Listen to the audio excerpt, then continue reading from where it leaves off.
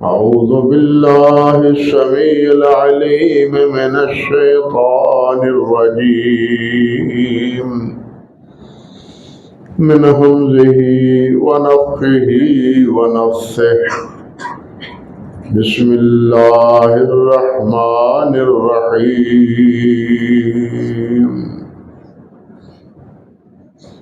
ألم تر كيف ضرب الله مثلا كلمة طيبة كشجرة طيبة أصلها ثابت وفرعها في السماء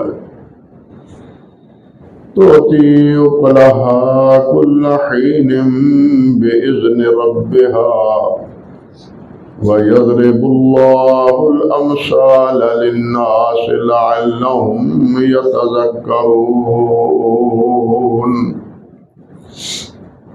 سبحان ربك رب العزة عما يصفون وسلام على المرسلين والحمد لله رب العالمين۔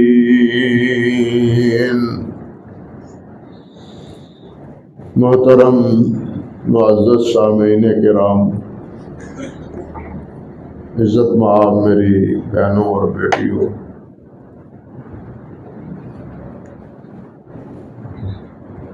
مسلسل خطبات میں انہی دو آیات مبارکہ کی روشنی میں کچھ باتیں آپ کے گوش گزار کر رہا ہوں کہ ان میں اللہ سبحانہ و تعالی نے کلمہ طیبہ کو شجرہ طیبہ سے تعبیر فرمایا ہے۔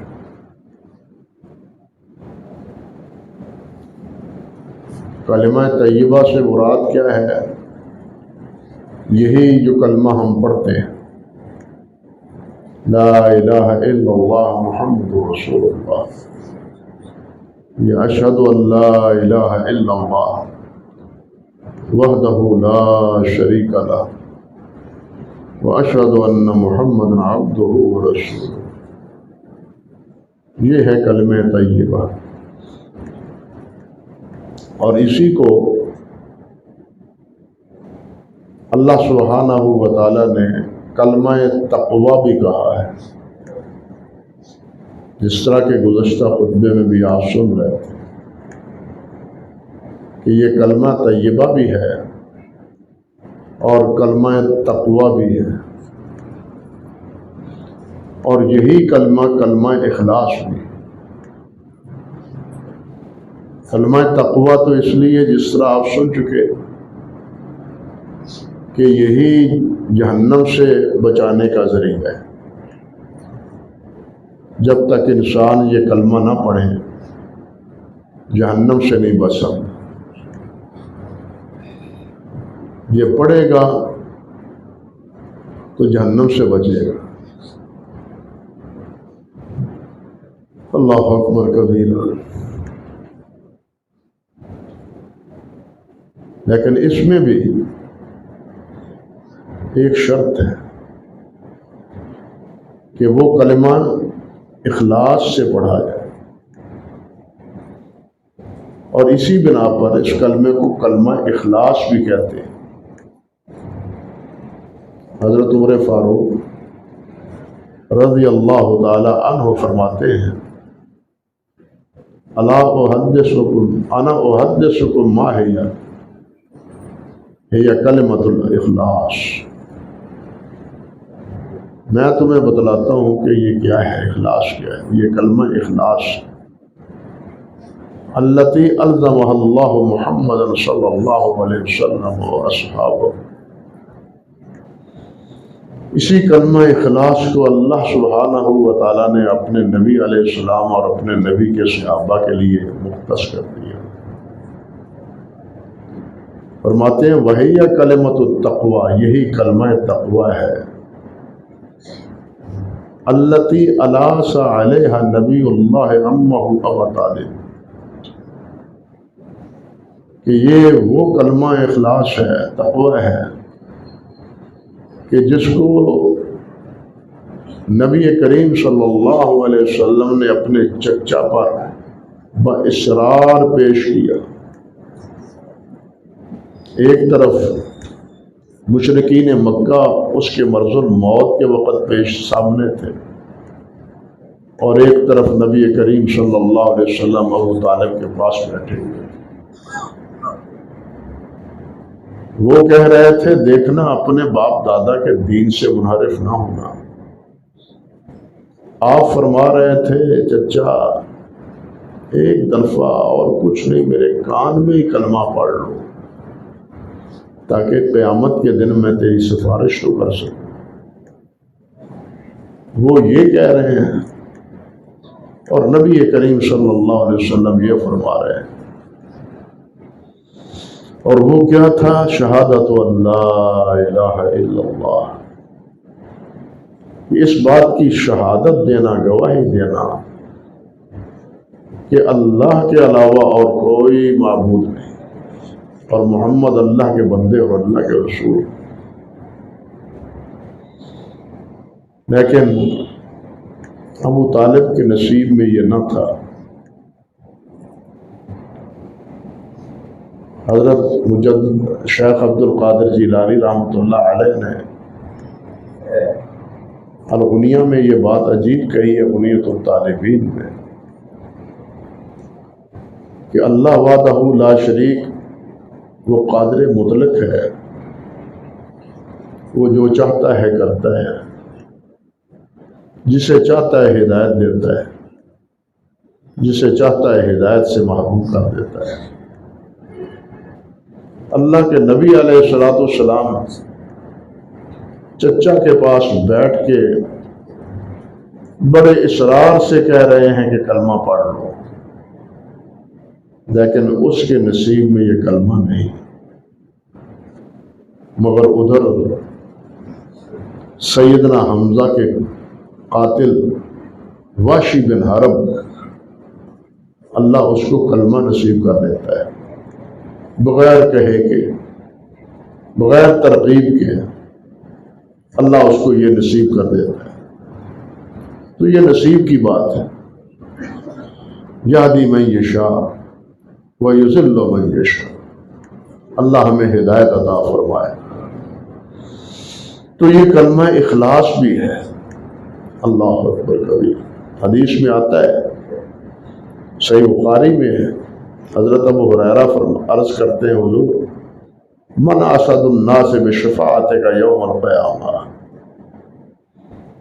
جناب قیامت کے دن آپ کی سفارش کی سعادت پانے والا کون ہوگا؟ فرمایا ابو ہریرہ یہ بات تو نے ہی مجھ سے پوچھی ہے، کیونکہ تیرے دل میں حدیث کی ہرس بڑی کہ نبی علیہ السلام سے یہ بھی پوچھ لو، یہ بھی پوچھ لو، یہ بھی پوچھ لو، تیرے دل میں ہرس بڑی ہے، علم کی بڑی ہرس، اس لیے تو نے ہی یہ پوچھا ہے۔ آپ نے فرمایا اسعد الناس بشفاعتی یوم القیامہ من قال لا الہ الا اللہ خالصا من قلبہ ونفسہ، کہ میری سفارش کی سعادت پانے والا وہ خوش نصیب ہوگا جو اخلاص کے ساتھ، دل کے اخلاص اور اپنے جسم کے اخلاص کے ساتھ لا الہ الا اللہ کا اقرار کرے۔ یہ لا الہ الا اللہ پڑھنا بہت آسان ہے، لیکن اس کو سمجھنا اور اس پر عمل کرنا مشکل ہے۔ کوئی الہ نہیں، کوئی معبود نہیں، کوئی بھی نہیں سوائے اللہ۔ اب کہنے کو تو یہ مختصر سی بات ہے، اب یہاں یہ بھی غور کریں کہ اللہ ہے، بے نقط ہے، اللہ احد ہے، بے نقط ہے، لا الہ الا اللہ ہے بے نقط ہے، حتیٰ کہ محمد رسول اللہ ہے وہ بھی بے نقط ہے، امیزش نہیں ہے، نقطے کی بھی امیزش نہیں ہے۔ جو اللہ کا ذاتی نام ہے اس میں نقطے کی بھی امیزش ہے، اسی طرح اللہ کی ذات اور اللہ کی صفات میں ایک نقطے کی شراکت وہ بھی گوارا نہیں ہے۔ کچھ سمجھے بات؟ شراکت کسی اعتبار سے بھی اللہ کی صفات میں، اللہ کی ذات میں ایک نقطے کے برابر بھی اللہ کو گوارا نہیں ہے۔ جو تیرے لا بدستاری بیا تنہا چے غم داری، جب تیرے ہاتھ میں لا کی تلوار آ گئی تو تمہیں غم کس بات کا ہے؟ المیہ تو یہ ہے کہ ہم ہر جگہ سے ڈرتے ہیں، ہر قبر سے ڈرتے ہیں، ہر سفید ڈھیری سے ڈرتے ہیں، جہاں کوئی اجتماع ہو وہاں بھی ڈرتے ہیں، اور یہ اس لیے ڈر ہے کہ ہمارے دلوں میں اللہ کا خالص دل میں ڈر نہیں۔ جب صحابہ کرام کے دلوں میں خالص اللہ کا ڈر، اللہ کی محبت جاگزی ہوئی، پہلے کیا تھا؟ وہ لات سے بھی ڈرتے، عزا سے بھی ڈرتے، حبل سے بھی ڈرتے، منات سے بھی ڈرتے، ان تمام سے ڈرتے تھے۔ جب یہ کلمہ نصیب ہوگا تو ان تمام کا ڈر ان کے دلوں سے نکل گیا۔ پھر اپنے ہاتھوں سے ان کے سر قلم کیے، ان کے ہاتھوں کے ان بتوں کو گرایا، جہاں پرستش ہو رہی تھی ان کو جڑوں سے اکھاڑ کے پھینک دیا، جن سے ڈرتے تھے۔ جب یہ کلمہ ان کے دلوں میں راسخ ہوا، پختہ ہو گیا، اللہ سے تعلق جڑ گیا۔ جب اللہ سے تعلق جڑتا ہے تو پھر دوسروں کے ساتھ تعلق ٹوٹ جاتا ہے، دوسروں کے سے تعلق اسی وقت تک قائم رہتا ہے جس وقت تک اللہ کا تعلق نہیں۔ حضرت شیخ عبد القادر رحمۃ اللہ علیہ، انہوں نے اپنے خطبات میں یہ بات ارشاد فرمائی ہے، فرماتے ہیں کہ اگر وہ فرشتے رحمت کے اس گھر میں نہیں آتے جس گھر میں کوئی تصویر ابیضاں ہو، تو جس دل میں اللہ کے علاوہ غیروں کی محبت سمائی ہوئی ہو وہاں اللہ کی محبت کیسے آ جائے؟ وہاں اللہ کی محبت کیسے آئے؟ اللہ تو فرشتوں سے بھی باغیرت ہے، انسان اللہ سب سے زیادہ باغیرت ہے۔ وہ گوارا نہیں کرتے کہ جس دل میں میرے علاوہ غیروں کی محبت ہے میں اس دل میں آؤں، اللہ نہیں چاہتے۔ تو یہ لا الہ کا سبق ہی ہے، اس لیے یہ لا الہ الا اللہ کیا ہے؟ یہ کلمہ اخلاص بھی، اسی سے اخلاص پیدا ہوتا ہے، یعنی اللہ کے لیے وہ مخلص بن جاتا ہے۔ لیکن ارد گرد نظر دوڑا کے دیکھیے، ہم بھی اپنے گریبان میں نظر دوڑا کے دیکھیں کہ ہم اللہ کے ساتھ کتنے مخلص ہیں، ہم اللہ کے ساتھ کتنے جڑے ہوئے ہیں، ہمارا اللہ کے ساتھ تعلق کتنا وابستہ ہے۔ ہر ایک کو اپنے دل کا جائزہ لینا چاہیے اور اپنے دامن میں نگاہ ڈال کے آنکھیں بند کر کے سوچنا چاہیے کہ ہماری پوزیشن اپنی کیا ہے، اور لوگ کہاں کیسے کیسے زندگی اور کن کن کلمات پہ زندگی گزار رہے ہیں۔ انا للہ و انا الیہ راجعون۔ اللہ اکبر کبیرہ۔ تو عرض کر رہا تھا کہ یہی کلمہ کلمہ تقوی ہے، اور یہی کلمہ کلمہ طیبہ ہے، اور یہی کلمہ کلمہ اخلاص، اور یہی وہ کلمہ حضرت موسیٰ علیہ السلام نے اللہ رب العزت سے عرض کیا، بارے الہ، تو یہ تو فرمایا ہے وَلَا تَعْيَا فِي ذِكْرِي، میری ذکر میں کمی نہ کرنا، مجھے یاد رکھنا۔ یہ بھی تو فرما دو، بتلا دو، ذکر کروں تو کیسے کروں، کیا ذکر کروں؟ اللہ رب العزت نے فرمایا موسیٰ لا الہ الا اللہ پڑھا کرو، لا الہ الا اللہ پڑھا کرو۔ حدیث میں آتا ہے نا افضل ذکر لا الہ الا اللہ، سب سے افضل ذکر لا الہ الا اللہ ہے۔ یہ افضل ذکر نہیں ہے، یہ صوفیوں کی گھڑت ہے، من گھڑت ہے صوفیوں کی بات۔ یہ ذکر نہیں ہے، یہ مزاح ہے، یہ ان کے نفس کا مسئلہ ہے، اللہ اللہ کے رسول کا مسئلہ نہیں ہے۔ اللہ اور اللہ کے رسول کا مسئلہ لا الہ الا اللہ ہے۔ فرمایا موسیٰ یہ پڑھا کرو لا الہ الا اللہ۔ عرض کرتے ہیں بار الہ، یہ تو ساری دنیا ہی پڑھتی ہے، سب یہی کلمہ پڑھتے ہیں۔ میں خاص بات کرتا ہوں کہ مجھے بات بتلائیں، میں نے کوئی خاص ذکر کروں، وہ کلمات سنائیں، یہ تو سب پڑھتے ہیں۔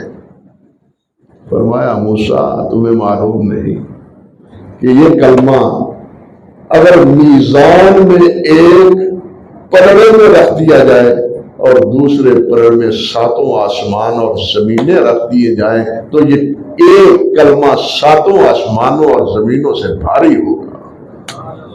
یہ اتنا بڑا کلمہ برکت اللہ کے ہاں بابرکت ہے۔ اس کی تائید دوسری اور حدیث سے بھی ہوتی ہے، لیکن کہنے کا مطلب یہ ہے کہ یہی کلمہ طیبہ ہے، یہی کلمہ کیا ہے اخلاص ہے، اور یہی کلمہ کلمہ تقویٰ ہے۔ اللہ اس کلمے سے ہمیں وابستہ رکھے۔ اور یہاں جو بات سمجھنے والی ہے، جو کلمہ تقویٰ پر اللہ نے فرمایا کہ فَأَنزَلَ اللَّهُ سَكِينَتَهُ عَلَى رَسُولِهِ وَعَلَى الْمُؤْمِنِينَ وَأَلْزَمَهُمْ كَلِمَةَ التَّقْوَىٰ وَكَانُوا أَحَقَّ بِهَا وَأَهْلَهَا۔ اللہ اکبر کبیرہ وَكَانَ اللَّهُ بِكُلِّ شَيْءٍ عَلِيمًا، کہ اللہ ذوالجلال والاکرام نے سکینت نازل کر دی اپنے رسول پر، اپنے رسول کے صحابہ پر، مومنین پر، اور ان کے دلوں میں کلمہ تقوی لازم کر دیا۔ یہ کیا ہے؟ پہلے سوچیں، یہ اللہ کی خبر ہے، اللہ تعالیٰ نے یہ خبر دی ہے، حکم نہیں، خبر ہے کہ میں نے ایسے کر دیا۔ اب آپ سوچیں، اور یہ ایسی باتیں قرآن مجید میں اور مقام پر بھی ہیں۔ کیا اللہ کی خبر دی ہوئی جھوٹی ہو سکتی ہے؟ کیوں بھائی؟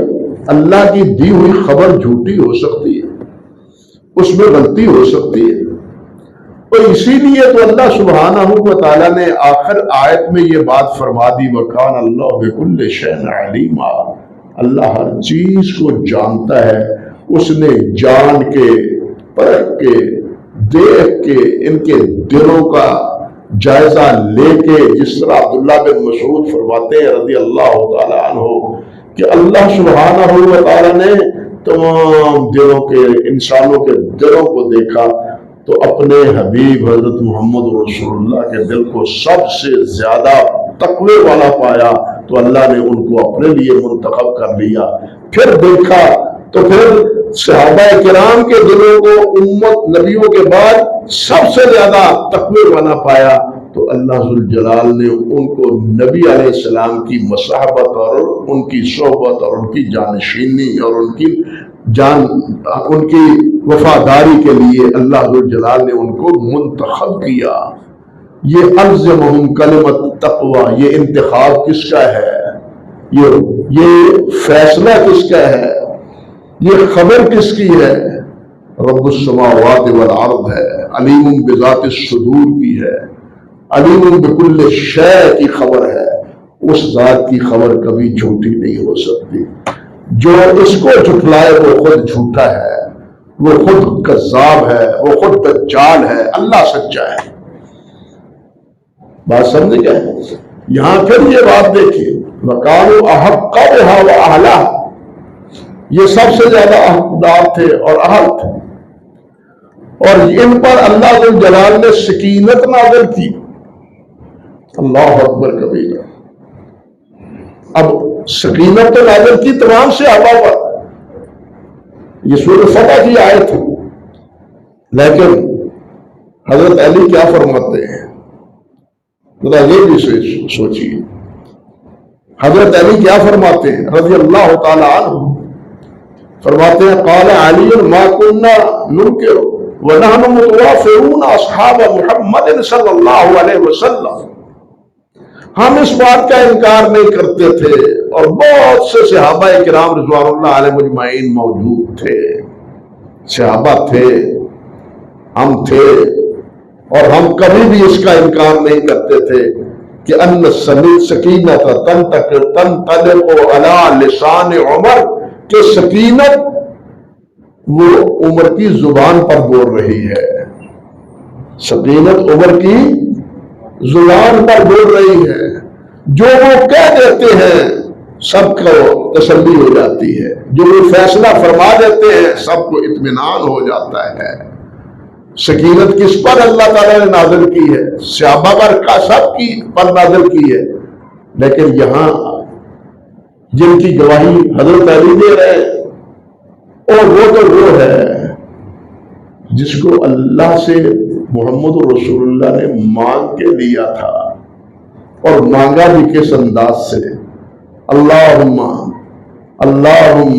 اعز الاسلام بعمر بن الخطاب، یا اللہ اسلام کو عمر بن خطاب کے ایمان سے عزت عطا فرما۔ او بھائیو، سب کی عزت ہے تو اسلام سے ہے، سوچو ذرا، غور کرو نقطے پر، سب کو جو ہے وہ عزت اسلام سے ہے۔ خود حضرت عمر فاروق فرماتے تھے ہمارا کچھ نہیں، جو کچھ ملے ہمیں اسلام کی تابع داری میں ملا ہے، سب کی عزت اسلام سے۔ میں ساتھیوں سے کہا کرتا ہوں بھائی، ہمیں جو عزت ملی ہے وہ اسی اسلام کی بدولت، دین سے وابستہ رہنے کی دولت، کتاب و سنت کو سمجھنے اور کتاب و سنت کو پھیلانے کی برکت سے، لوگوں کو کتاب و سنت کی طرف مائل کرنے کی برکت سے ہم نے کیا کیا ہے؟ یہ جو کچھ ہے یہ تو اسلام کی وجہ سے ہمیں مل رہا ہے۔ اللہ کی طرف سے عنایات سب کچھ کس کی وجہ سے ہو رہی ہیں؟ اسلام کی وجہ سے ہو رہی ہیں، اسلام کی برکت سے ہو رہی ہیں۔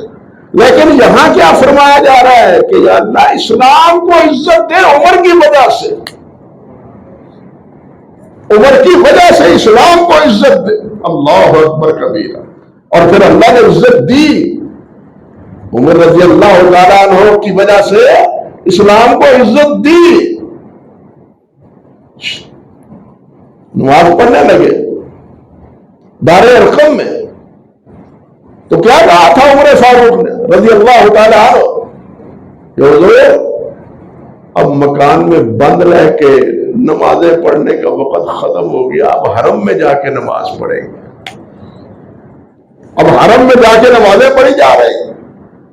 اور عمر للکار کے کہہ رہے ہیں خبردار، جس نے کوئی حرکت کی عمر اس کا سر تن سے جدا کر دے گا۔ پڑھائیں نماز سرکار، یہ ہے عزت۔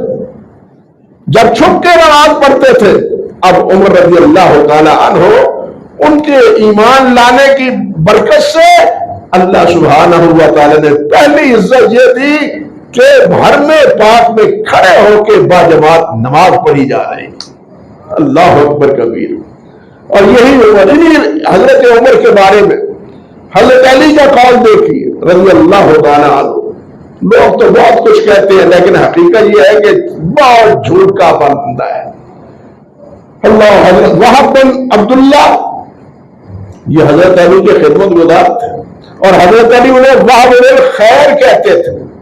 وہب بن الخیر، باپ کا نام عبداللہ، لیکن کہتے کیا تھے؟ یا وہب بن الخیر، یعنی وہب میں خیر ہی خیر ہے، بھلائی ہی بھلائی ہے۔ کہتے ہیں خطبنا علی رضی اللہ تعالی عنہ فقال من خیر هذه الامه بعد نبیها، ہمیں خطبہ دیا حضرت علی رضی اللہ تعالی عنہ۔ اب ظاہر بات ہے کہ یہ خطبہ کہاں دیا؟ کوفے میں، جب امیر المومنین تھے۔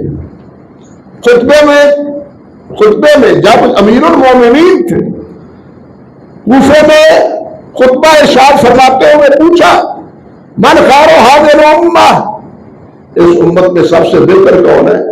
بعد نبی صلی اللہ علیہ وسلم، نبی علیہ السلام کے بعد فقلت انت یا امیر المومنین، وہب بن الخیر کہتے ہیں میں نے کہا حضور آپ ہیں، امیر المومنین آپ ہیں۔ قال اللہ، حضرت علی کہنے لگے وہب نہیں، خیر هذه الامت بعد نبی ہے ابو بکر ثم عمر، نبی علیہ السلام کے بعد اس امت میں سب سے بہتر ابو بکر تھے اور اس کے بعد عمر تھے رضی اللہ تعالی عنہما۔ اور آگے کہتے ہیں وما نبید ان السکینۃ تنطق علی لسان عمر، اور ہم کہا کرتے تھے کہ سکینت تو عمر فاروق کی زبان پہ نازل ہوتی ہے، سکینت تو حضرت عمر فاروق کی زبان پہ نازل ہوتی، سکینت تو اللہ ذوالجلال نے سب سے صحابہ پر نازل کی تھی۔ سورۃ فتح میں اللہ نے فرمایا، 2 جگہ فرمایا، سورۃ فتح میں 2 جگہ فرمایا، لیکن یہاں حضرت علی کیا کہتے ہیں، بلکہ حضرت عبداللہ بن عمر اور حضرت ابو ذر رضی اللہ تعالی عنہما وہ فرماتے ہیں ان اللہ جعل الحق علی لسان عمر، کہ حق کو اللہ سبحانہ و تعالیٰ نے عمر کی زبان پر وابستہ کر دیا تھا، علی حق کے ساتھ بولتے تھے۔ اب اس کے مقابلے میں یاد لوگوں نے کیا حکایتیں بنائی ہے، جھوٹ کا جو پرندہ ہے، میرا وہ موضوع نہیں ہے، اس طرف نہیں جانا چاہتا، گڑبڑ نہیں، مناسب وقت نہیں ہے۔ تو یہ ہے سکینت جس کے بارے میں حضرت عمر فاروق بھی معترف ہے، اور دوسری سکینت نازل کی اللہ سبحانہ و تعالیٰ نے خاص حضرت ابو بکر صدیق رضی اللہ تعالیٰ عنہ پر، جہاں نبی علیہ السلام اور حضرت ابو بکر صدیق غار حرا میں تھے۔ سورۃ توبہ پڑھ کے دیکھیں، اس میں اللہ سبحانہ و تعالیٰ نے صاف فرمایا ہے ثانی اثنین اذ ہما فی الغار اذ یقول لصاحبہ لا تحزن ان اللہ معنا فانزل اللہ سکینتہ علیہ، اللہ نے اس پر اپنی سکینت نازل فرمائی۔ اس کا ایک ایک جملہ ایک ایک موضوع ہے۔ یہاں سکینت ابو بکر پر اللہ ذوالجلال نے خاص طور پر نازل کی، اور خاص طور پر اللہ نے فرمایا، اللہ کے حبیب کی زبان سے یہ قرآن بنا کے نازل کر دیا کہ ان اللہ معنا، اللہ ہمارے ساتھ ہے۔ یہ ساتھ کی یہ دونوں اعزاز ابو بکر کو حاصل ہیں، اور آپ سن چکے ہیں کہ یہ سکینت حضرت ابو بکر کو ایسی عطا فرمائی کہ زندگی بھر خطرے سے پرخطر حالات پیدا ہوئے، لیکن سب گھبرا گئے۔ اگر نہیں کوئی گھبرایا تو ابو بکر نہیں گھبرایا رضی اللہ تعالیٰ عنہ۔ کیا حالت تھی جس وقت نبی علیہ السلام انتقال فرما گئے تھے، سب گھبرائے ہوئے تھے، سوائے جواسہ اور حرمین کے ارتداد پھیلا ہوا تھا، لیکن کوئی گھبراہٹ نہیں تھی، کوئی خوف اور خطرہ نہیں تھا۔ تو ابو بکر صدیق رضی اللہ تعالیٰ عنہ کے دل میں نہ تھا، اور ان حالات میں بھی صحابہ کرام نے اگرچہ مشورہ دیا کہ آپ حضرت اسامہ کے لشکر کو نہ بھیجے، لیکن ابو بکر صدیق نے حضرت اسامہ کے لشکر کو ان حالات میں بھی بھیجا، اور فرمایا کہ جس جھنڈے کو اللہ کے رسول نے اپنے دستے مبارک سے باندھا ہو، ابو بکر اس جھنڈے کو اپنے ہاتھ سے کھول نہیں سکتا۔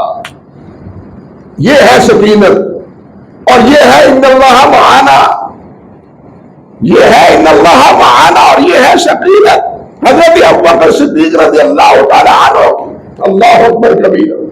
حضرت علامہ سہیلی رحمۃ اللہ علیہ نے الروض العنف میں ایک بڑی لطیف بات کہی اور بڑے نقطے کی بات کہی۔ وہ فرماتے ہیں دیکھیے اللہ نے فرمایا ان اللہ معنا، اللہ ہمارے ساتھ ہے۔ یہ معیت اللہ سبحانہ و تعالیٰ نے جو اللہ اپنے رسول اور اپنے رسول کے خلیفہ کو دی، وہ ایسی تھی۔ اس کا ایک پہلو یہ بھی تھا کہ لوگ کہتے سمعت رسول اللہ صلی اللہ علیہ وسلم قال رسول اللہ صلی اللہ علیہ وسلم جانا رسول اللہ صلی اللہ علیہ وسلم، یعنی اللہ کے رسول نے فرمایا، اللہ کے رسول صلی اللہ علیہ وسلم نے یہ عمل کیا۔ اللہ کے رسول صلی اللہ علیہ وسلم یوں بیٹھے، یعنی یہ اللہ کے رسول کے ساتھ نسبت ہے ہر فعل کی۔ فرماتے ہیں اب جب نبی علیہ السلام اس دنیا سے رخصت ہو گئے تو پھر اب کیا کہا؟ وہاں تھا یا رسول اللہ ایو شین ھذا، حضور یہ کیسے ہے؟ اب کیا کہا؟ یا خلیفۃ رسول اللہ، سمجھ گیا بات؟ یا خلیفۃ رسول اللہ قال خلیفۃ رسول اللہ فعل خلیفۃ رسول اللہ، اللہ کے رسول کے خلیفے نے کہا، اللہ کے رسول کے خلیفے نے یہ کیا، اللہ اور اللہ کے رسول کے خلیفے نے یہ حکم صادر فرمایا۔ اور یہ معیت اللہ کے رسول کے ساتھ ابو بکر کے علاوہ کسی اور کو نہیں، بعد میں یہ امیر المومنین میں تبدیل ہو گیا۔ قال امیر المومنین عمر، قال امیر المومنین عثمان، قال امیر المومنین علی، لیکن قال خلیفۃ رسول اللہ وہ کون ہے؟ ابو بکر ہے۔ کیوں؟ یہ معیت ہے، یہ رسول کے ساتھ معیت ہے، یہ رسول کے ساتھ ساتھی ہے۔ دونوں کیا ہیں؟ اذ ہما فی الغار اذ یقول لصاحبہ لا تحزن، کہ آپ ڈرے نا، اللہ اکبر کبیرہ۔ یہ حزن کس کا ہے؟ حزن کس کو کہتے ہیں؟ لغت دیکھ رہے علماء لغت نے لکھا ہے کہ حزن کہتے ہیں الغم الحاصل لوقوع مکروہ او فوات محبوب۔ حزن کہتے ہیں کسی مکروہ ناپسندیدہ چیز کا سرزد ہونا، واقع ہو جانا، یا کسی محبوب کا فوت ہو جانا، کسی محبوب کا فوت ہو جانا۔ اب یہ جو اللہ نے فرمایا کہ اللہ ذو الجلال والاکرام کے نبی نے فرمایا کہ لا تحزن، اب ابو بکر کو حزن کس کا؟ اپنا نہیں، حزن اپنا نہیں، حزن کس کا؟ محبوب کا۔ بات سمجھے؟ میں مارا جاؤ، یہ کب ہے؟ جب غار میں ہے اور دشمن غار کے دھانے پر ہے، یہ غار کے اندر بیٹھے ہوئے دشمنوں کے پاؤں دیکھ رہے ہیں، لیکن اللہ سبحانہ و تعالیٰ نے انہیں ایسا بے روک کر دیا کہ وہ نیچے سر جھکا کے غار میں دیکھنے کی انہیں جرات نہ ہو پائی۔ دکھاتا وہ ہے، دیکھتے ہم ہیں۔ انہوں نے اللہ ذو الجلال نے نہ دکھایا، انہوں نے ان کے پاؤں دیکھ لیے۔ ابو بکر کو غم ہوا، اگر نیچے دیکھ لے، آگے بڑھ جائے، مجھے قتل کر دے، وہ تو ایک انسان کا قتل کرنا ہے، لیکن اگر اللہ کے حبیب اس کو کچھ نقصان پہنچا تو پوری امت برباد ہو جائے گی، امت ختم ہو جائے گی۔ لا تحزن، حزن کس کا ہے؟ حبیب کا۔ حزن کس کا ہے؟ حبیب کا، کہ پھر تو ساری امت ہی برباد، سارا مسئلہ خراب، اور اس کو ملائے اس بات سے جس وقت یہی بات نبی کریم صلی اللہ علیہ وسلم نے غزوہ بدر کے موقع پر فرمائی تھی۔ چھت کے نیچے، چھپر کے نیچے دعائیں مانگتے ہیں، یا حی یا قیوم کہے جا رہے ہیں، اللہ سے مدد مانگی جا رہے ہیں، اور عرض سے کیا کہتے ہیں؟ بارے الہا، اگر یہ مارے گئے تو پھر تیری زمین پر تیرا نام لینے والا اور کوئی نہیں ہوگا۔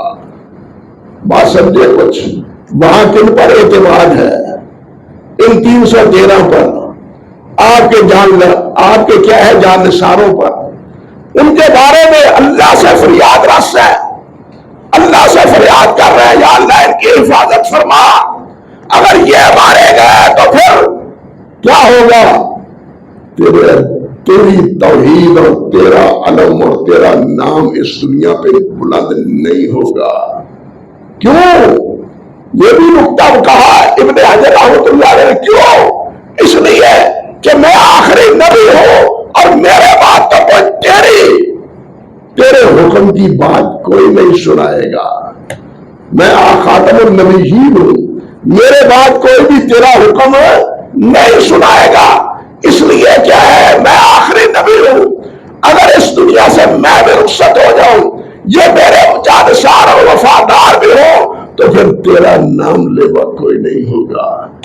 او بھائیو، یہی بات تو ابو بکر غار حرا میں کہہ چکے ہیں، بات سمجھے یا نہیں؟ یہی بات تو غار ثور میں کہہ چکے ہیں کہ بار الہ اگر یہ دیکھ لے نبی کو شہید کر دے، مجھے مار دے، میری جان تو ایک جان ہے، میری جان تو ایک جان ہے، لیکن محمد رسول اللہ کی جان پوری امت کی جان ہے، آپ کی وفات پوری امت کے لیے موت کا سبب ہے، کیونکہ ابھی تو ابتدا تھی۔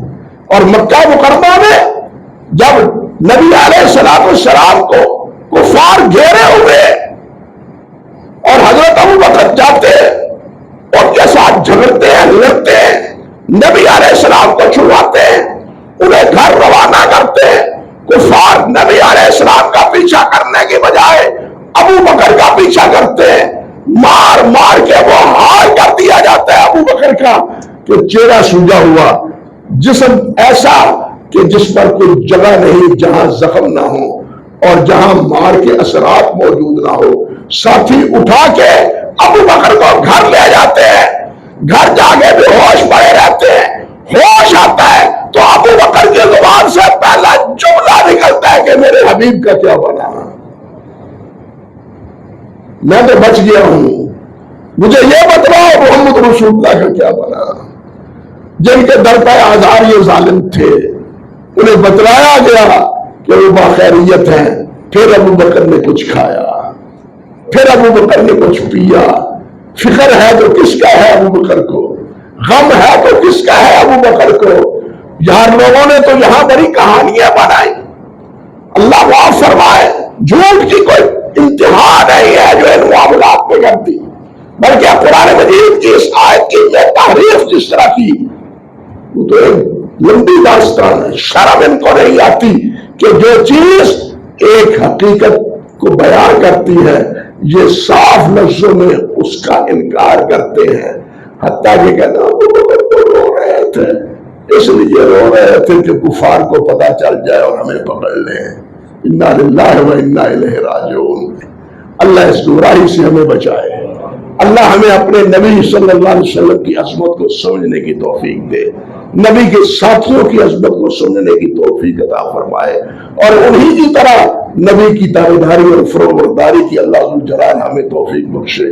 باقی آگے عرض کروں گا۔ اقول قولی ھذا استغفر اللہ لی ولکم ولسائر المسلمین۔